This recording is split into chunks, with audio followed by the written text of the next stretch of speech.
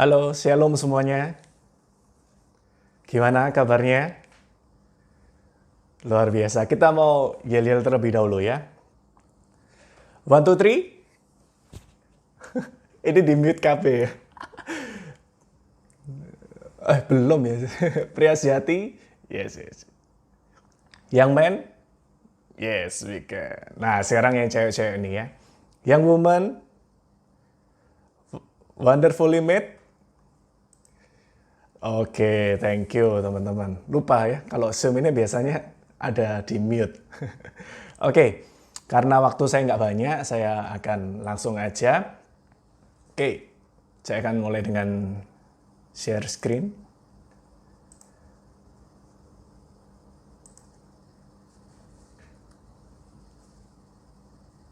Kelihatan nggak? Belum ya? Oke, ini masih loading. Belum ya? Bentar, ini lagi load. Oke, sudah? Sudah belum? Masih loading ya? Oke, langsung aja ya. Nah, teman-teman, pada malam hari ini temanya adalah Forgive or Forget. Kira-kira ketika mendengarkan tema ini, itu yang ada di dalam benak pikiran kalian apa? Ada yang mau berpendapat nggak?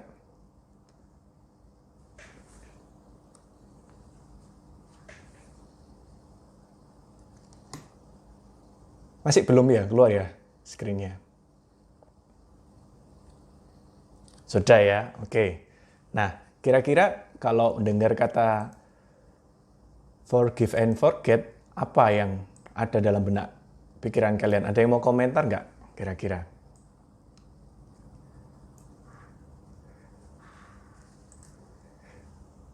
Susah ya? Boleh, boleh. Oke, silakan, silakan. Siapa nih? Oke, Yogi. Apa Yogi?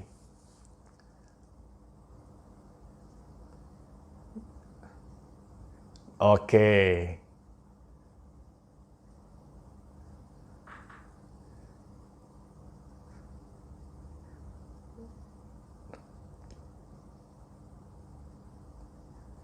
Oh, gitu. Gitu ya. Oke. Mungkin Yogi ada pengalaman? Ah, ya.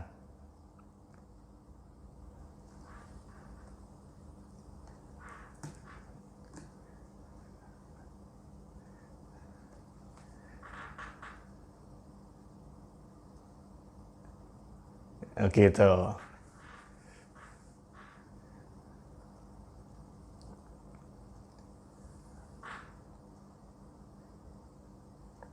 Oke. Syukurlah kalau gitu ya. Terus sekarang gimana? Masih ada kesel? Nggak ya? Oke, puji Tuhan. Wah, thank you Yogi untuk sharingnya. Nah, oke, tadi saya nggak sengaja dengar waktu sharing ada yang habis putus ya ini ya. Oke, nggak masalah ya. Tenang aja, karena kita di sini sama-sama belajar, nggak ada yang benar-benar terbebas dari sakit hati. Mungkin ada yang kadarnya aja beda-beda satu dengan yang lain. Nah, tadi saya sudah tanyakan apa bedanya forgive and forget. Kurang lebih kita sepakat ya, seperti yang tadi Yogi katakan. Kemudian, nah tadi Yogi udah sedikit cerita bagaimana dia kesel kalau ketemu orangnya. Kalau awalnya dia cuma melupakan. Pasti lebih mudah untuk forget. Bener nggak? Daripada forgive. Pasti semuanya kalau disuruh milih untuk forgive, aduh nggak ah, aku mending lupakan aja lah. Mending nggak usah ketemu sama orangnya. Lah kalau satu rumah, pindah rumah gitu, pindah kakak. Karena biasanya orang yang paling sering untuk memberikan luka kepada kita itu orang yang paling sering kita temui. Bisa jadi keluarga kita, orang terdekat kita, bahkan mungkin teman satu komunitas atau teman pelayanan. Nah itu rentan untuk memberikan sakit hati kepada kita. Tadi sudah dikatakan Yogi juga kalau yang lebih baik adalah yang mengampuni daripada melupakan. Nah, buat teman-teman sekalian nih ada kesempatan. Silakan kalau mau ada pertanyaan tentang forgive or forget bisa langsung tulis di chat. Nanti kalau di ending ada waktu tersisa, kita akan berusaha untuk menjawab. Kalau misalkan nggak mau disebutkan namanya, private ke saya aja, nanti saya nggak sebutkan namanya. Misalkan mewakili temennya yang nggak move on nih, atau mungkin mewakili saudaranya, atau mewakili brother keepernya atau sister keepernya yang selama ini ada pertanyaan tentang move on, atau tentang memaafkan, atau tentang melupakan, atau tentang berulang kali menyakiti, atau apapun lah tentang tema kita malam hari ini. Nanti kalau ada waktu, saya akan jawab di akhir. Nanti kalau enggak, mungkin next bisa dalam kesempatan berikutnya. Boleh tanya, langsung ketik aja nggak apa-apa, nanti di chat atau personal ke saya boleh, kekirim ke semua boleh. Nanti di akhir saya akan coba untuk jawab. Oke. Nah, pada mulanya semua yang diciptakan Tuhan itu sungguh amat baik. Ini ada dalam Kejadian 1 ayat 31. Kita ingat bersama ya, ini cuma sedikit flashback aja. Dikatakan ketika Allah menciptakan segalanya itu dikatakan semuanya baik. Tapi khusus ketika Allah menciptakan manusia, menciptakan Anda dan saya, dikatakan sungguh amat baik. Ayo sekarang, karena di kanan kirinya nggak ada orang, katakan pada dirinya sendiri, saya sungguh amat baik. Ayo ngomong, saya sungguh amat baik. Imani, amin ya. Saya sungguh amat baik. Jadi Tuhan itu nggak menciptakan manusia jelek, nggak. Tuhan nggak menciptakan manusia yang satu lebih tidak baik dibanding yang lain. Enggak, semuanya sungguh amat baik. Memang Tuhan punya rencana atas setiap ciptaannya. Nah, ini ya. Ini saya nggak janjian loh tadi sama yang sharing patah hati ya. Ini saya sudah siapkan sebelumnya slide-nya. Namun seiring bertambahnya usia, yang sungguh amat baik itu mengalami sakit hati dan akhirnya memberikan luka. Terus kemudian bagaimana? Bentar, ini lagi loading. Nah, ini yang awalnya yang baik itu jadi terluka. Sekarang ini, menurut survei, manusia lebih banyak mengalami luka batin dibandingkan dengan luka fisik. Baik disadari maupun tidak disadari. Benar nggak kira-kira? Sejauh teman-teman ingat dari lahir sampai dengan sekarang, kira-kira mana yang lebih banyak? Luka fisik atau luka batin? Nah, ini survei membuktikan dari sekian banyak orang yang ditanya, mereka lebih banyak mengalami yang namanya luka batin. Terus, mau nggak cek kalau misalkan teman-teman sekarang ini lagi terluka atau enggak? Nah, ini. Kita akan lihat. Ada banyak ternyata ciri-ciri orang terluka. Yang pertama, tawar hati, apatis, acuh tak acuh, cuek, murung. Nah, kedua, mudah tersinggung. Kalau bahasa orang Surabaya itu senggol, bacok. Kalau teman-teman dari luar pulau nggak ngerti, itu artinya kalau kamu sentuh saya aja, saya akan pukul kamu, gitulah. Ya. Kata-katanya tajam, lebih tajam dari silet mungkin ya.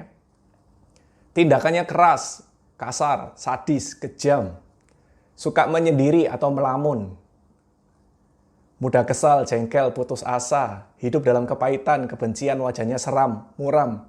Nah, sekarang kan ada video call nih, coba dilihat mukanya seram nggak? Kalau kita ngelihat sendiri aja takut, lah itu jangan-jangan ya. Tertutup, sulit bergaul, suka mencurigai orang lain. Jadi ketika kita pergi ke suatu tempat atau ke kelas, ke kantor, atau ke suatu lingkungan, tiba-tiba ada orang yang ngobrol, beberapa orang ngobrol. Kita langsung negatif thinking, nih jangan-jangan ngerasain gue ini ya. Ngerasain gue ini, orang ini kurang ajar ya. Lah, padahal belum tentu loh. Suka mengeluh, cemas, khawatir. Apa aja diprotes. Nah, itu ya. Suka bersungut-sungut. Selalu minta dituruti, ngeyel. Nah, siapa yang ngeyel? Nggak usah angkat tangan, nggak usah. Tidak bersemangat, emosi labil, jadi moody, kadang bersemangat, kadang marah. Nah ini, tidak dewasa ya, sulit berdoa. Nah bisa jadi kalau teman-teman sulit berdoa, ini ada luka yang belum diberesin.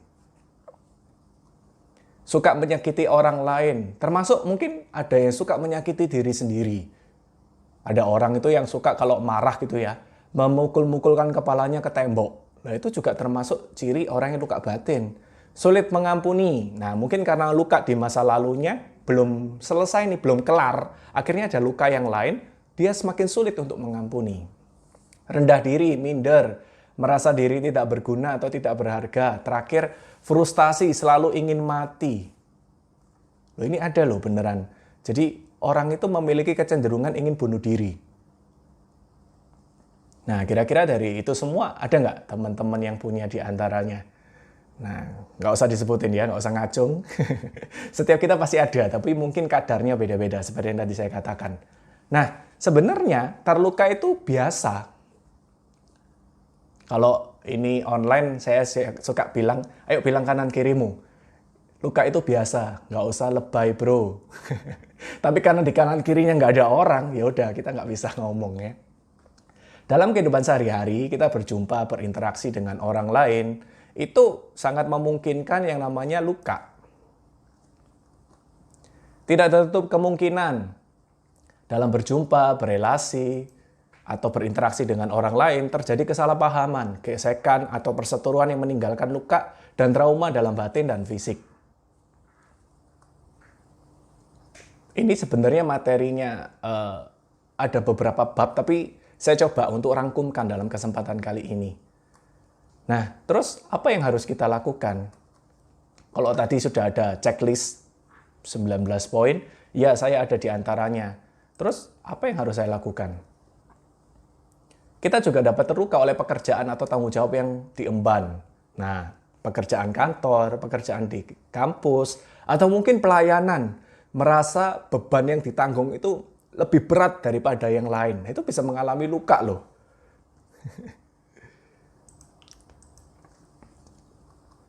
Oke, kemudian selanjutnya. Namun, jika luka itu tidak kunjung sembuh, maka luka itu dapat menimbulkan dampak buruk dalam hidup diri sendiri dan orang lain. Ternyata sakit hati itu biasa. Yang berbahaya adalah ketika sakit hati itu tidak kunjung kita sembuhkan, tidak kunjung kita selesaikan, akhirnya bisa berdampak buruk kepada diri kita dan orang lain. Orang lain bagaimana? Nah, orang yang terluka itu memiliki kecenderungan kalau dia belum mengampuni akan melukai orang yang lain. Biasanya cirinya sederhana. Tadi kita sudah tahu apa saja biasanya ciri yang dimiliki oleh orang yang terluka. Kalau misalkan dia pada waktu kecilnya sering dipukul, bisa jadi kalau dia bertumbuh dewasa, dia nanti ketika sakit hati atau marah, dia akan memukul. Nah, itu yang namanya dampak buruk kepada orang lain. Orang yang terluka itu perlu disembuhkan. Orang yang terluka karena lingkungan sekitarnya itu bisa terjadi lewat tutur kata, sikap, tindakan yang baik spontan maupun yang disengaja. Peraturan yang dibuat, kebijakan atau keterbatasan kearifannya. Ini yang menyebabkan kita terluka ya. Penyembuhan terhadap mereka yang terluka berarti juga melindungi agar luka mereka tidak bertambah, serta melindungi orang lain agar tidak terluka. Ini cuma sedikit pemahaman aja supaya teman-teman tahu apa sih yang terjadi waktu orang terluka dan apa yang perlu dilakukan. Nah ini, ternyata luka batin kalau tidak kunjung sembuh itu bisa berimbas kepada luka fisik atau sakit fisik. Jadi ada waktu itu saya ikut penyembuhan luka batin di Pertapaan Karmel Tumpang, itu seorang suster mengatakan ada seseorang dia itu sakit hati sekali kepada seseorang yang lainnya. Kemudian pada waktu mengikuti seminar penyembuhan luka batin, dia itu berusaha untuk mengampuni orang tersebut dan akhirnya melalui didoakan, mendengarkan firman Tuhan, dia memutuskan untuk mengampuni. Dan setelah mengampuni, orangnya itu selama ini kalau berjalan itu agak bungkuk. Ternyata setelah dia mengampuni, dia itu bisa berjalan tegak kembali, seperti ada beban yang terangkat. Nah, ternyata juga sakit fisik itu bisa akibat dari luka batin.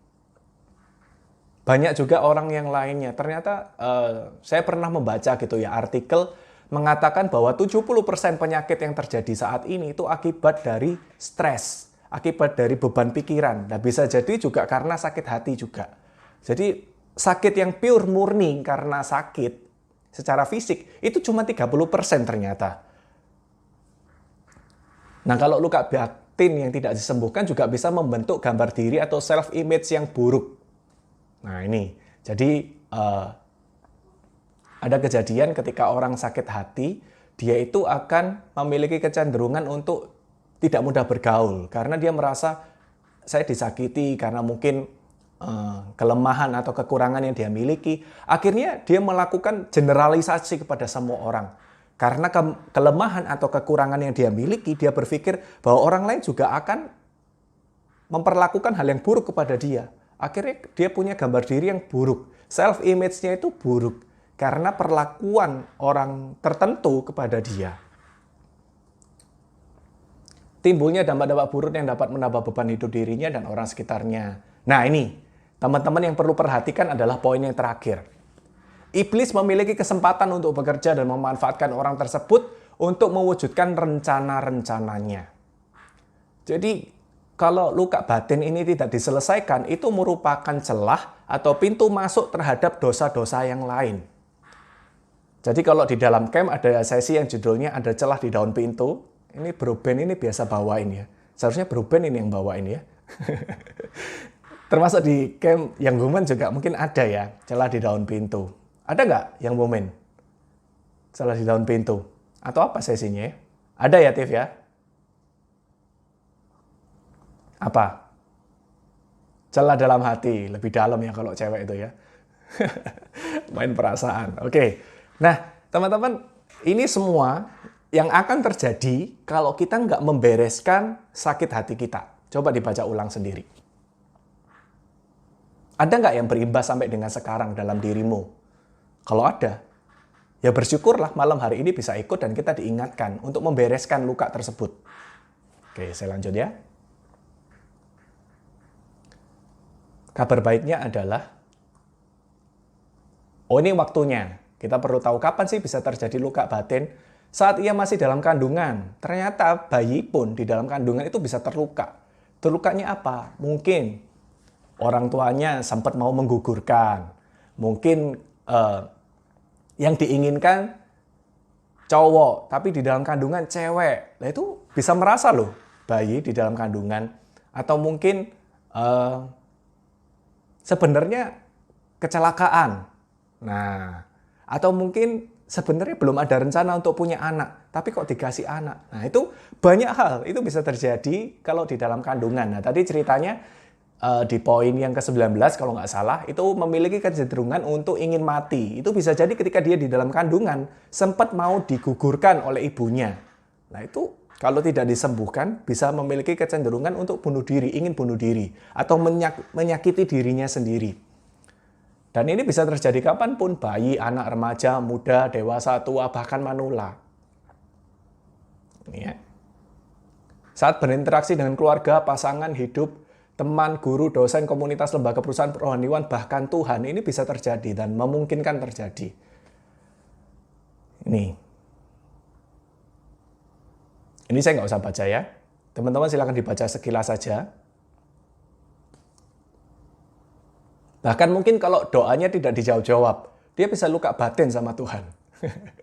Karena mungkin kurang untuk mendekatkan diri sama Tuhan. Akhirnya dia memaksakan kehendaknya, Tuhan pokoknya saya mau dengan si A. Nah, ternyata si A menikah dengan yang lain. Nah itu bisa sakit hati. Jadi banyak hal yang bisa menyebabkan kita itu terluka. Nah ini kabar baiknya. Semua luka dapat disembuhkan, asal kita mau buka hati, jiwa, pikir, dan kekuatan agar Yesus dapat masuk dan menyembuhkannya. Bagaimana mengampuni? Sebelumnya kita mau buka dulu firman Tuhan, kebenarannya, karena mengampuni ini adalah kehendak Tuhan sendiri. Saya sudah buka di Kolose 3 ayat 13. Saya akan bantu bacakan, Kolose 3 ayat 13. Sabarlah kamu seorang terhadap yang lain, dan ampunilah seorang akan yang lain. Apabila seseorang menaruh dendam terhadap yang lain, sama seperti Tuhan telah mengampuni kamu, kamu perbuatlah juga demikian. Jadi kita perlu mengampuni karena Tuhan terlebih dahulu mengampuni kita. Syarat masuk surga, jelas ya. Jadi ampunilah kami seperti kami pun mengampuni yang bersalah kepada kami. Kalau kami nggak mengampuni yang bersalah kepada kami, maka yang pertama tidak akan terjadi. Kita nggak akan diampuni. Nah, kalau ini karena keterbatasan waktu, kita nggak perlu baca semua. Tapi Matius 18 ayat 21-35 ini tentang perumpamaan seseorang yang berhutang 10.000 talenta. Dan ini dia diampuni oleh seorang raja. Ini ya. Ada seorang hamba yang berhutang kepada raja 10.000 talenta. 1 talenta itu 6.000 dinar. 1 dinar adalah upah pekerja 1 hari. Misal upah pekerja 1 hari kita katakanlah 100.000. Maka hutangnya adalah 10.000 talenta dikalikan 6.000 dinar dikalikan dengan 100.000 upah pekerja per hari. Total adalah 6 triliun rupiah. Wow, ini banyak atau banyak? Banyak masih ya. Ternyata hamba ini, kita semua tahu ceritanya, diampuni oleh raja. Dan setelah dia keluar dari ruang raja tersebut, ternyata orang yang berhutang tersebut punya orang lain yang berhutang kepada dia. Hutangnya berapa? 100 dinar dikatakan. Ibarat cuma 10 juta ya. Jadi bayangin, utangnya yang 6 triliun itu diampuni oleh raja. Tapi karena ada orang lain yang berhutang kepada dia 10 juta, apa yang dilakukan hamba ini? Mengampuni? Enggak. Ya, sayangnya adalah hamba ini marah dan akhirnya menjebloskan hamba tersebut ke dalam penjara. Padahal hamba ini juga mohon ampun sama seperti yang dia lakukan kepada raja, minta waktu untuk perpanjangan hutang, pembayaran hutang. Tapi hamba ini nggak mau tahu, akhirnya masukkan dalam penjara. Singkat cerita kita tahu semua ceritanya, karena rajanya tahu pada hutangnya diampuni, tapi ada orang yang berhutang kepada dia nggak diampuni. Akhirnya raja tersebut marah dan akhirnya menjebloskan orang tersebut ke dalam penjara. Kalau menurut kacamata bisnis dagang teman-teman, ini bocuan. Ini rugi. Ya. Kita punya utang 6 triliun dilunasi, tapi orang lain gara-gara cuma utang 10 juta, utang 6 triliun kita, itu yang tadinya sudah dibuat zero, sudah dilunaskan, akhirnya sekarang muncul kembali. Rugi atau rugi banget? Rugi banget lah. Jadi ini merupakan penjelasan bahwa kalau kita mengampuni seseorang itu pasti cuan. Kok cuan? Pasti untung, pasti menjadi berkat buat kita, bermanfaat untuk diri kita sendiri. Ketika saya punya teman, dia seorang audit akuntansi, karena dia sempat sharing tentang forgiveness juga, saya kasih hitung-hitungan ini, dia lebih paham tentang mengampuni. Kalau sebelumnya saya cuma ngomong, sudahlah ngampuni. Karena Tuhan terlebih dahulu mengampuni, dia cuma, iya. Tapi setelah ada hitung-hitungannya, dia lebih, oh iya ya. Iya juga ya. Nah, itu kan. Oke, gimana caranya untuk mengampuni? Singkatnya adalah 3 hal. Yang pertama, datang pada Tuhan dengan hati yang terbuka. Ini yang harus kita lakukan. Ketika datang, jangan datang sama manusia atau orang yang salah. Kalau kita datang pada orang yang salah akan semakin terluka, malah dikomporin, istilahnya kayak dipanas-panasin. Aduh, aku sakit hati sama dia, aku ditinggal sama dia. Wah, kalau kita datang sama orang yang salah dikompor-komporin. Iya, makanya kamu kok kayak gini, kamu harus balas dong doa. Kan semakin menjadi-jadi. Yang pertama-tama kita harus datang kepada Tuhan. Roh Kudus akan ingatkan kita akan siapa atau kejadian apa yang masih belum kita ampuni. Nanti di dalam doa kita bisa lakukan dalam doa pribadi. Karena ini waktunya singkat, nggak memungkinkan kita untuk praktek. Jadi silakan nanti teman-teman praktek masing-masing. Nah, setiap orang itu berbeda satu dengan yang lain. Ada yang ketika dia sudah hidup baru, ikut komunitas, sudah ikut camp, dia tahu kalau dia harus ngampuni. Ada yang benar-benar pulihnya itu 1 hari, 1 minggu, 1 bulan, 1 tahun, atau beberapa tahun baru benar-benar pulih. Padahal dia sudah memutuskan untuk mengampuni. Gimana? Apa itu nggak masalah? Nggak masalah. Ibarat luka gores. Semakin dalam lukanya akan semakin lama sembuhnya. Betul nggak? Nah sama, luka batin juga gitu. Ada yang mungkin berulang-ulang kita disakiti, itu ibarat luka gores itu lukanya dalam dan lebar dan panjang. Jadi kita harus sadar kalau kita sudah memutuskan mengampuni, kenapa kok aku masih ketemu orang itu atau mengingat kejadian ini masih nggak terima ya? Ya karena proses pengampunan butuh waktu. Kita butuh kekuatan Tuhan. Yohanes 15 ayat 5 kita tahu semua ya. Akulah pokok anggur, karena di luar aku kamu tidak dapat melakukan apa-apa. Kita diingatkan untuk mengampuni ini kita butuh kekuatan dari Tuhan. Kalau mengandalkan diri kita sendiri, kita nggak akan mampu. Poin yang kedua, gimana caranya untuk mengampuni?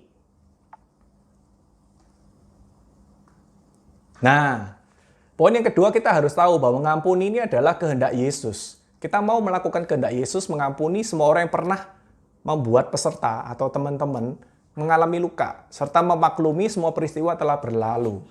Dalam Lukas 5 ayat 1-11 dikatakan bahwa segala sesuatu yang Tuhan izinkan terjadi dalam hidup kita, itu semuanya Tuhan tahu bahwa ini pasti mendatangkan yang baik kepada kita, akan memberikan kita pelajaran yang berharga. Bayangin, dalam Alkitab dikatakan kalau satu helai rambut tidak diizinkan Tuhan untuk jatuh, tidak akan jatuh kok. Jadi yang pertama, buka hati, datang sama Tuhan. Yang kedua, mau melakukan kehendak Yesus. Aduh, aku nggak mampu deh rasanya mengampuni orang itu, mengampuni kejadian tersebut, mengampuni diriku sendiri bagaimana. Bukan masalah mampu atau tidak, tapi masalah mau atau enggak. Kalau kita mau, kita berserah sama Tuhan, datang kepada Tuhan, serahkan itu sama Tuhan, minta Tuhan mampukan, maka nanti kita akan mendapatkan kekuatan yang dari Tuhan.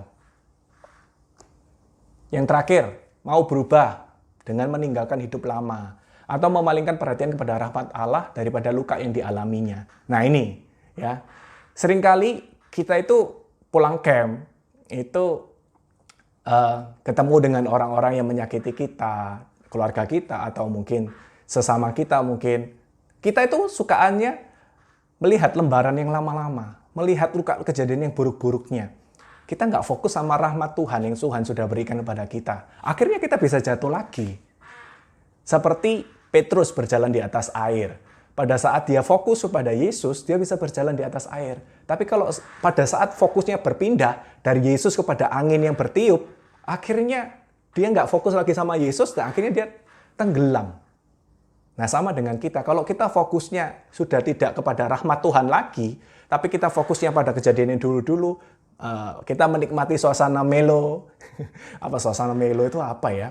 Baper-bapernya kita nikmati, kita dengar lagu yang mengingatkan kita akan kejadian tidak enak di masa lalu, akhirnya kita terbawa suasana, lupa sama fokus rahmat Tuhannya, tapi fokusnya sama kejadian yang menyakiti itu lagi, akhirnya itu nggak membuat kita untuk move on. Akhirnya kita terhambat dengan luka kita yang lama. Oke, dari saya cukup sekian. Jadi, forgive or forget itu pilihan.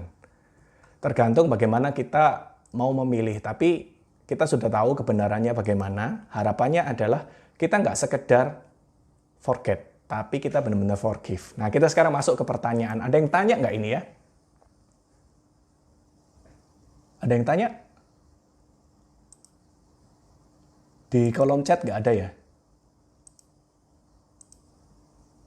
Ada nggak?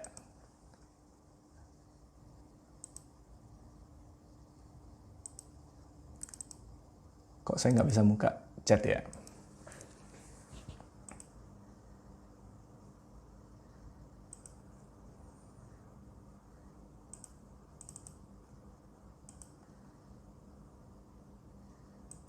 Oke. Ini ada chatnya. Ada yang tanya nggak ini ya? Oh iya, oke. Ada pertanyaan. Mana yang duluan ini ya?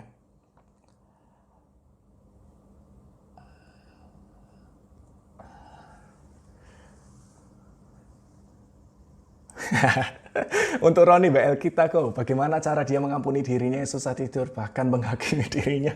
Kalau cuma tidur 2-3 jam setiap hari, bagaimana cara dia sembuh dari keterikatan ini? Wih, David Surya ini baik banget ya, dia tanya untuk temennya. Seru sih, nggak usah sebut merek ya, tapi karena sebut merek ya udah saya bacakan ya. Mengampuni dirinya susah tidur. Wah, ini perlu konsultasi lebih lanjut ini ya. Intinya adalah ya diri kita itu ada pola. Yang harus kita lakukan adalah membentuk pola tersebut. Kalau untuk masalah tidur, ini saya dulu juga tidurnya nggak bisa malam, terus akhirnya bisa malam. Karena dibangun pola tersebut. Jadi kalau mengubahnya gimana? Ya kebiasaan itu bisa dibangun kok. Awalnya dipaksakan, nanti lama-lama terbiasa. Itu sih dari saya. Terus kemudian, ini dari yang lain, saya nggak bacakan siapa yang tanya ya. Bro Andre, kalau misal nih kita terkadang dimarahin, dipisuin, atau diomelin sama seseorang yang kita kenal dekat, lalu kita sering mengingat luka batin kita terhadap orang tersebut dalam keadaan saat marah, dimarahin tadi. Bagaimana cara supaya kita dapat saat dimarahi, dipisuin atau diomelin terhadap orang tersebut supaya bisa terus mengampuni orang tersebut. Dan juga sambil tidak mengingat-ingat lagi luka-luka yang dulu. Terima kasih. Yaitu tadi merupakan pengalaman saya dulu sebelum ikut camp bro. Kadang ya masih keingat-ingat gitu. Oke, ini pertanyaan menarik dari seseorang bro. Ya. Jadi gimana sih caranya? Satu hal yang perlu kita tahu adalah kita nggak akan pernah bisa lupa kalau kita disakiti oleh seseorang. Itu yang harus kita maklumi. Jadi kalau ada yang bilang, aku lupa tuh kalau aku pernah disakiti sama dia. Bohong. Masa kita disakiti kita lupa? Ya nggak mungkin lupa lah. Yang bisa kita lakukan adalah memaklumi kejadian. Ya tadi yang harus kita lakukan prakteknya apa? Itu yang harus kita lakukan. Mengampuni. Dan nanti lama-lama itu kita akan terbiasa. Kalau bisa menghindari orang tersebut, menghindari dulu. Tapi kalau nggak bisa menghindari bagaimana? Minta kekuatan Tuhan lebih lagi. Supaya kita dimampukan untuk mengasihi orang tersebut. Gitu ya, semoga bisa menjawab. Kalau keingat nggak masalah bro, yang penting kita move on. Kita sadar, oh ya saya sudah ambil keputusan mengampuni. Saya mau menjadi manusia yang baru sekarang. Oke, pertanyaan berikutnya. Saya nggak sebutkan nama ya. Seringkali kita bisa dibilang kalau mengampuni orang lain itu pada kenyataannya mengampuni tidak semudah yang dikatakan. Betul, setuju. Dan sikap yang dilakukan itu masih nggak sesuai dengan mengampuni itu. Oke, sebenarnya lebih baik kita nggak usah bilang kalau kita mengampuni, tapi secara sikap kita sudah menunjukkan kalau mengampuni. Hehe, maaf kalau bulat, cuma sharing aja. Oke, ini mungkin lebih ke nggak usah diungkapkan, tapi sudah ditimbulkan dengan sikap. Ya, setuju. Dan kalau mungkin lebih baik lagi sambil dikatakan, itu sambil disertai dengan sikap atau perbuatan. Karena perkataan yang kita lakukan itu sebenarnya lebih kepada Tuhan. Lebih kepada diri kita sendiri. Bukan untuk ditunjukkan ke orang lain kalau kita sudah mengampuni. Tapi yang lebih terutama adalah kepada Tuhan dan diri kita sendiri. Masalah nanti yang keluar adalah buahnya apa, bisa dirasakan oleh orang lain. Harapannya demikian. Jadi nggak perlu buat status, aku sudah mengampuni si A loh. Nggak perlu. Oke, pertanyaan berikutnya. Kalau misal dalam hati kita sudah memaafkan orang tersebut, tapi untuk kedepannya kita tidak mau berurusan dengan orang tersebut, apakah kita sudah termasuk memaafkan atau enggak? Gimana nih? Termasuk maafkan nggak nih? Jadi dalam hati itu kita sudah maafkan, tapi nggak mau berurusan dengan orang tersebut. Apakah itu sudah memaafkan atau enggak? Yang tahu kita sendiri. Kita cek, apakah kita sudah, kalau mengingat kejadian tersebut, nggak sakit hati lagi. Tapi kalau mengingat kejadian tersebut, masih sakit banget, nggak enak banget, sampai susah mengasihi orang tersebut, nah berarti kita belum mengampuni. Ukuran kita sudah mengampuni atau belum adalah kita mampu untuk mengasihi orang tersebut atau enggak. Kalau kita masih belum mampu untuk mengasihi orang tersebut, berarti bisa jadi kita belum mengampuni orang tersebut. Loh bro, katanya butuh waktu, butuh proses. Iya benar, untuk sementara kita menghindari orang tersebut, oke, fine. Tapi sampai kapan? Tuhan minta yang paling penting itu adalah kita bisa mengasihi. Kalau kita masih belum bisa mengasihi, yaitu adalah tanggung jawab kita yang belum selesai kepada Tuhan. Kita harus selesaikan itu. Harapannya demikian. Jadi poinnya bukan mengampuni atau enggak, tapi kita sudah mampu belum mengasihi orang tersebut kembali. Kalau masih belum mampu mengasihi orang tersebut, berarti kita harus mengampuni. Kalau sudah mampu mengasihi, meskipun proses ya, tambah hari tambah banyak, it's okay. Yang penting adalah proses, kita mau diproses oleh Tuhan. Ini kok banyak ya pertanyaannya. Waktunya gimana nih? Masih ada atau? Oke, masih ya, saya cepetin aja. Jadi, aku tahu kalau orang itu salah. Dia bohong sama aku dan aku sekarang ragu untuk bilang ke orangnya. Langsung kenapa kok dia bohong gitu. Tapi aku takut dampaknya buruk ke hubunganku dengan orang tersebut. Tapi aku sebenarnya pengen speak up. Tolong suaranya kok. Thank you. God bless you. God bless you too. Jadi dibohongin gitu ya. Tapi ragu kalau ngomong nanti malah memperburuk suasana. Jadi sebenarnya gini loh. Kita kembali ke camp. Keterbukaan adalah awal pemulihan. Tapi itu kita perlu lihat sikonnya dulu, situasi dan kondisi. Kalau kamu memang kepingin ngomong sama orang tersebut, kalau kamu merasa face to face kamu nggak bisa, karena kamu takut nggak bisa ngomong atau takut nanti di counter sama orangnya, lewat chat bisa. Atau cari momen yang enak untuk ngobrol. Nggak masalah kok. Yang pertama sih, kalau saya jadi kamu, doa dulu sama Tuhan. Ungkapkan isi hati kita apa, dan cari waktu untuk ngobrol. At the end, kalau kita ngomong, kita harus mempersiapkan diri kita. Siap-siap kalau respon yang dia berikan tidak sesuai dengan harapan kita. Kalau kita sudah siap-siap, ngomong aja. Gak apa-apa. Asalkan itu untuk kebaikan, supaya clear ke depannya lebih baik lagi. Karena kalau kamu nggak ngomong sama orang tersebut, bisa jadi orang itu nggak tahu loh. Atau mungkin ada sisi lain dari penjelasan orang tersebut yang kita nggak tahu. Kayak gini deh. Coba lihat, ini apa? Ya mungkin teman-teman bisa baca Bali. Enggak, saya bilang ini hitam. Enggak, Bali, ini hitam. Kok Andri bilang hitam sih? Baliknya lo hitam. Kan kita nggak tahu sudut pandang orang tersebut bagaimana. Kalau kita nggak bicara, akan susah. Oke, lanjut dikit ya, saya cepetin. Ada nggak sih doa pendukung yang menjadi panduan tetap Katolik untuk forgive dalam kehidupan sehari-hari? Ada. Di puji syukur. Doa, apa itu namanya ya? Doa penyerahan diri. Itu termasuk doa untuk mengampuni juga. Doa mengasihi itu juga bisa mendukung. Karena sebenarnya ujung-ujungnya adalah Tuhan minta untuk kita mengasihi. Termasuk mengampuni itu adalah salah satu unsur dari mengasihi. Ini pertanyaan berikutnya. Ini menarik banyak ini ya. Kalau misal dalam hati kita sudah memaafkan orang tersebut, tapi untuk kedepannya, oh ini sudah ya.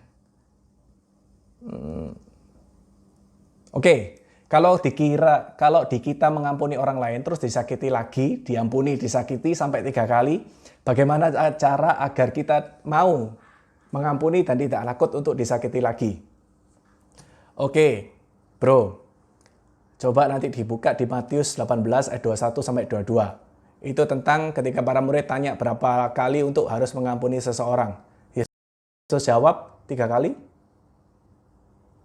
Enggak. 70 kali 7 kali. Artinya terus menerus. Loh bro, enak di dia lah kalau dia terus-terusan menyakiti saya. That's life. Kadang unfair. Tapi kita harus terima. Ya, kalau kita nggak terima, kita nggak akan jadi mature. Kita nggak akan dewasa. Kita nggak bisa menghindari masalah. Yang bisa kita lakukan adalah menghadapi masalah tersebut dengan bijaksana. Bersama dengan Tuhan. Tuhan Yesus loh. Terus-menerus disakiti seseorang. Nggak cuma sekali 2 kali aja. Oke. Saranku, ini terakhir sepertinya pertanyaannya ya. Saranku, gimana mengatasi sakit hati sama ortu? Karena sampai sekarang masih suka jengkel karena sikap ortu. Thank you kok.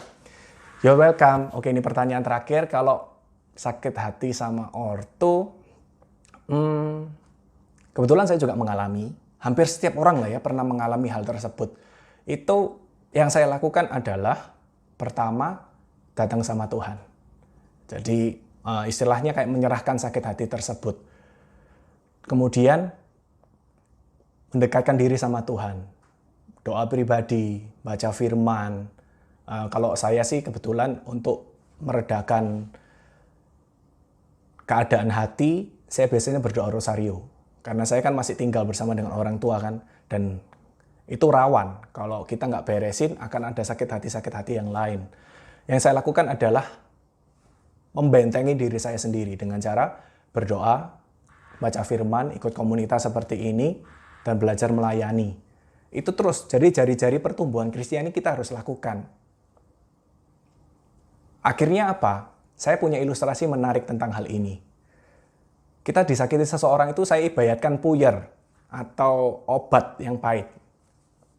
Nah, diri kita ini seperti gelas ini, ya. Gelas diisi air. Kemudian ketika kita disakiti, puyer tersebut dimasukkan di dalam gelas ini. Puyer tersebut ketika kita disakiti lagi, puyer itu dimasukkan dalam gelas ini lagi. Kalau gelas ini diminum, gimana rasanya dengan puyer itu tadi?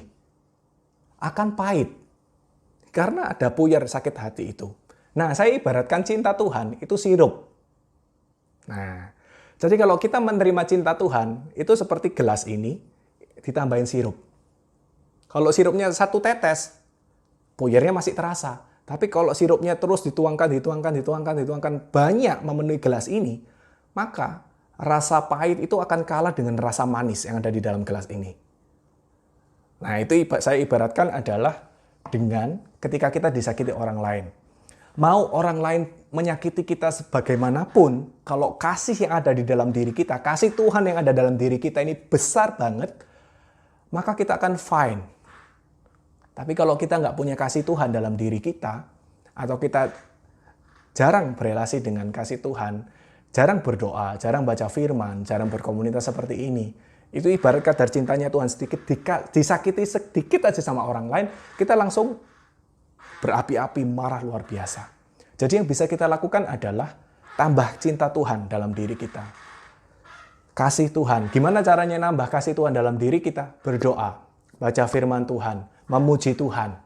Maka kita akan mengalami kasih-Nya. Begitu. Semoga bisa bermanfaat ya. Karena ini yang saya praktekkan dan it works. Kita nggak bisa menghentikan orang untuk nggak menyakiti kita, nggak bisa.